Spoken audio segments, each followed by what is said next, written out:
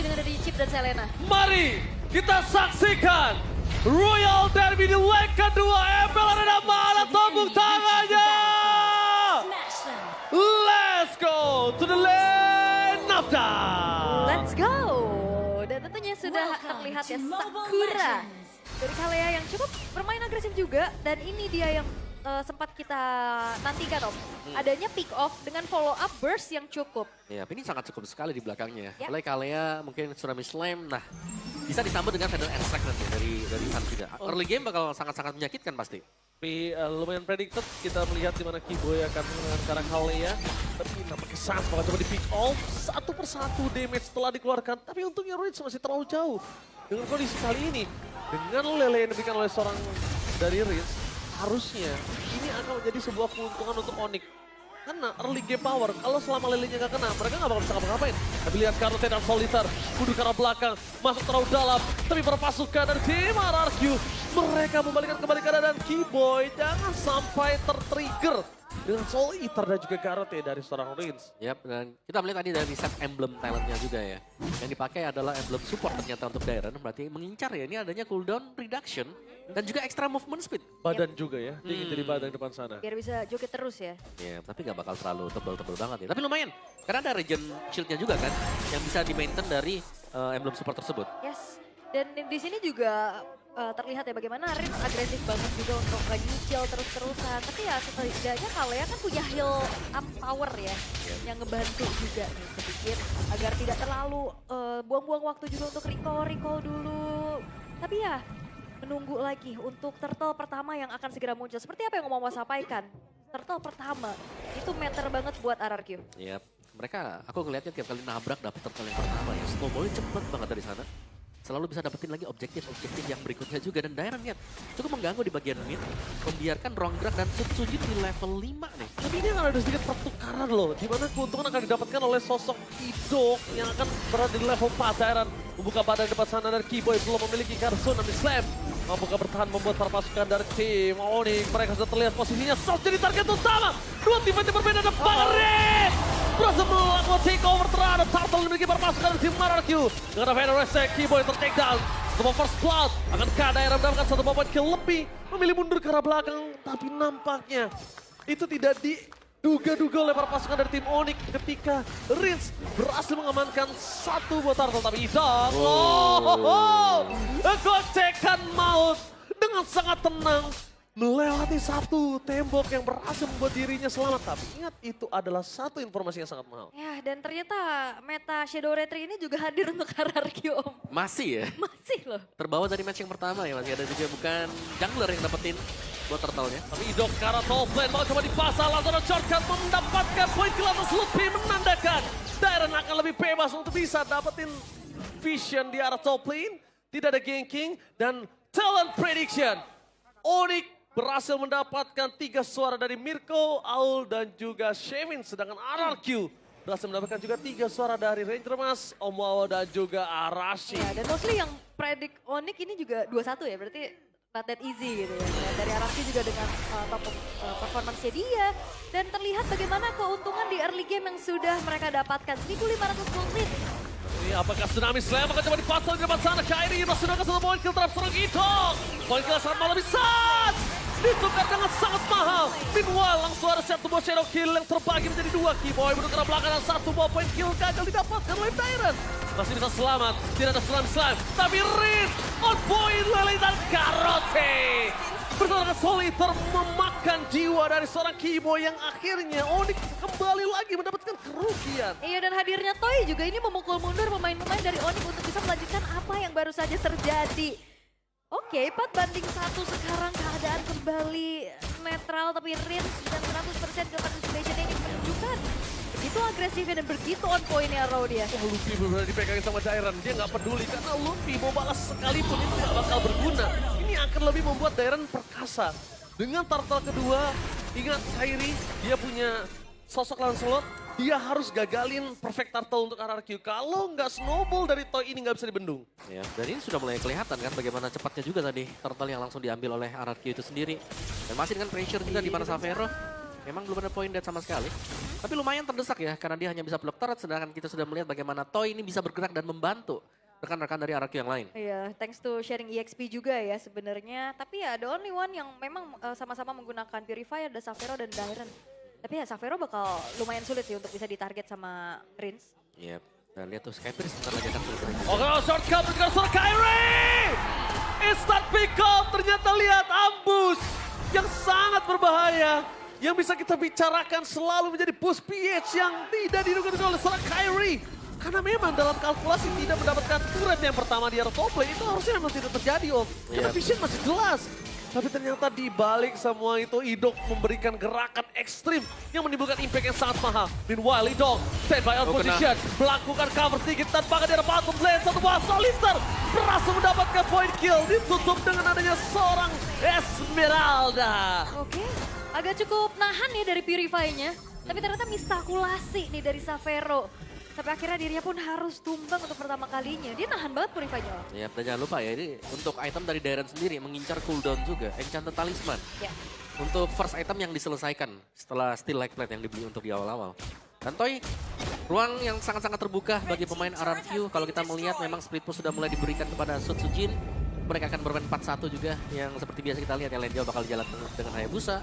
Dan Toy sudah mulai akan join untuk tim fight. Oke, dan kalau kita lihat di sini, bentar lagi dari sosok Rins kemungkinan menjadi darah Flowing One.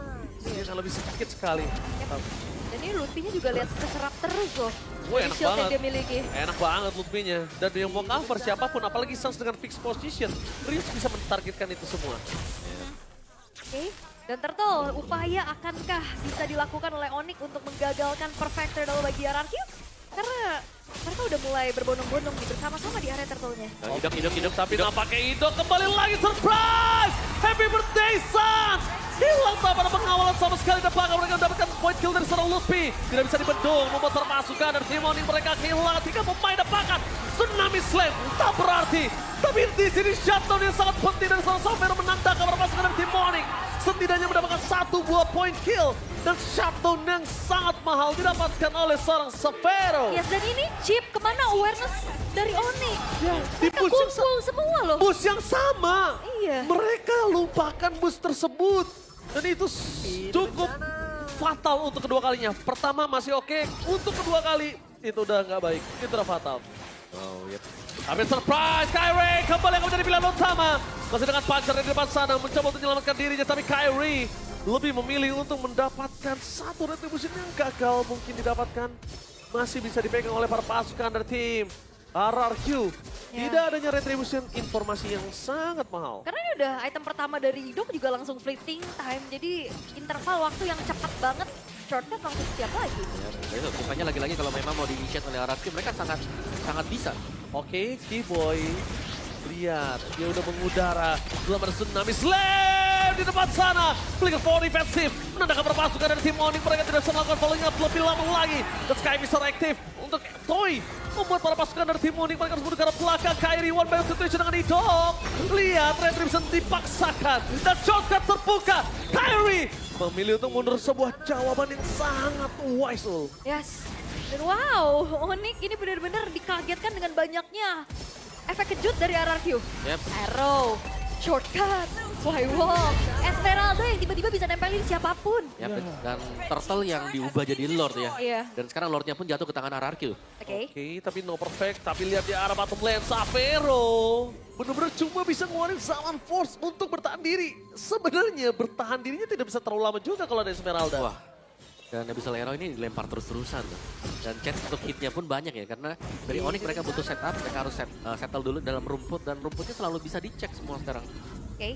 Dan keadaan under kayak gini Onyx ya susah banget. Apalagi Xavero untuk bisa ngelawan dari Esmeralda itu sendiri ya.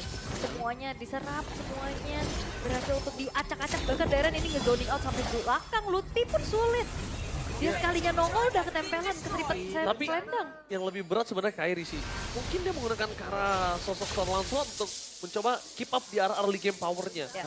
Ya, atau Ya kan? Steel Turtle. Turtle, objektif. Ini gimana caranya early power dari Onyx ini tidak terlalu flop dengan menunggu ke arah scaling powernya seorang Haris. Tapi ternyata ketika Kairi juga kesulitan di sini di early game, dia keberatan hingga dia nggak punya apa-apa kondisinya. War Axe dan Hunter Strike ini nggak akan cukup sama sekali, Ul. Ya apalagi udah ada ini ya, si Halbert juga untuk Wah. toynya. Tuh, Toy si Halberd, Malvictor, Iya. Skypierce juga punya. 3 lane push bahkan sedang di-initiate oleh RRQ. Untuk bisa defense, ini mereka nggak bisa hanya menunggu loh, karena akan selalu dilempar dengan trap juga. Ya Oke. apalagi lagi unggul kan tuh karannya. 3 wave menuju ke arah Waduh, Pestret, salah. lagi dapat pasukan dari Team Onyx. Lele sedikit demi sedikit menuju ke arah Savero. Purify trigger yang benar-benar ini dipertanyakan oleh Savero sendiri. Apakah mampu dia pencet ataukah ini terlambat atau terlalu cepat? Akhirnya masih cukup aman ya, karena masih di dalam juga area defensif dari Onyx-nya. Lord memang tadi berhasil untuk di-clear, tapi kali ini Onyx hanya tersisa 3 base turret mereka, sedangkan RRQ turretnya masih belum ada yang hancur sama sekali. Walaupun sekarat ya, turret mid om. Tapi susah banget sih untuk Onyx mau keluar sekarang. Semua kondisinya ya, ketika mereka lagi keluar, dicek itu ada Abyssal Crack di sana. Ya Selena unggul tuh gini nih. Yap. Kalau unggul ya pastinya tekanan sangat-sangat besar sekali ya. Mereka harus bisa menghindari Abyssal Arrow, mereka harus bisa menghindari nanti Dead Sonata. Semua rumput gak bakal ada yang tenang sama sekali karena pasti dicek. Iya, dan ngeceknya nggak pakai badan. Nah ini gunanya Dairon. Dan mereka benar-benar wise decision menuju ke arah Glowing One di early untuk seorang Varsha. Karena untuk menyelesaikan Dairon dulu deh. Satu-satunya kondisi yang bisa membuat dari ini 8.000 gold difference ini balik Ul, adalah ambil makan Daironnya. Membuat Dairon itu terlalu offside posisinya. Yap. Tapi jangan lupakan Idok nih siap nge-backup itu loh yang lagi dipikirin juga tentunya dari Onyx. Siapa yang mau dikirim buat split push? Susah. Gak ada. Oke, tapi lihat para pasukan dari tim Onyx, mereka udah melakukan sedikit pembukaan vision untuk Lutfi. Karena menuju ke arah lot yang selanjutnya udah harus mereka pegang. Tidak ada lagi pasif untuk para pasukan dari tim Onyx, sudah pecah. Tapi dengan terlihatnya Lutfi dari tadi yang ngebuka badan, ini menandakan para pasukan dari tim Onyx lainnya belum terlihat sama sekali. Belum ada main carry yang terlihat, tapi para pasukan dari tim Onyx akan dipukul mundur oleh Dairon. Sedikit demi sedikit, mencoba terlalu sedikit nahan badan. Dan ingat Toy punya Skypiercer, jangan terlalu offside untuk Lutfi, Aul. Iya, ini Lutfi udah babak belur soalnya. Tapi Lord bakal coba untuk ditahan dulu, kan dipaksa kan oleh Onyx. Wow, Lutfi. Oke, itu dia pertanyaan yang jelas tepakan Kiboy. Double kill di tangan para pasukan dari tim RRQ Onyx. Mereka harus melepaskan, terlalu terbuka vision, terlalu lama membayang time. Harus direlakan Lord kali ini. Iya, ini bonyok banget sih Lutfi-nya dan Lord yang sudah ter-enhance jatuh ke tangan dari RRQ. Ini akan diupayakan kembali pastinya untuk mendobrak paksa lini defensif dari Onyx yang sudah langsung spawn. Lordnya di arah atas. Tapi setidaknya kalau dari Onyx juga mereka masih punya Varsha untuk membantu high ground defense mereka Om. Ya, tapi ini udah tertinggal jauh sih. Banget. Varsha pun mungkin ya dari damage hanya bisa memberikan separuh lah. Separuh ke badan dari pemain-pemain RRQ juga. Kita bisa tahu bagaimana Lutfi tadi yang berusaha untuk open vision, ngebayangin tembok teman-teman yang lain juga. Ini sudah harus terluka dengan sedemikian parah. Dicicil dari Esmeralda. Oh, langsung ada Council Gaming mencari di mana Savero berada. Tapi nampaknya para pasukan dari tim Onyx, mereka sadar akan hal tersebut. Dan dari tim RRQ juga tidak mau terlalu terburu-buru. Mereka mau dapetin 3 base turret. Karena melihat adanya 4 pemain di arah mid lane, RRQ belum memanggil Susujin untuk tim fight full power. Yep. Tapi masih coba untuk di defense perlahan dulu ya oleh Onyx dan Oh, Savero! Oh. Kali ini Purify langsung di trigger. Membuat para pasukan dari tim Onyx mendengar ada banget Shadow Kill! What a team fight trigger from Susujin! Kehilangan 3 pemain, best terbuka sangat bebas. Kairi tidak ada yang bisa dilakukan selain berdasar di depan sana, tapi Tsunami Slay! The double kill from Toy! Wipe out! Ini penjara! Di game yang pertama, one-sided domination from Rex Regum Chaos. RRQ mendominasi.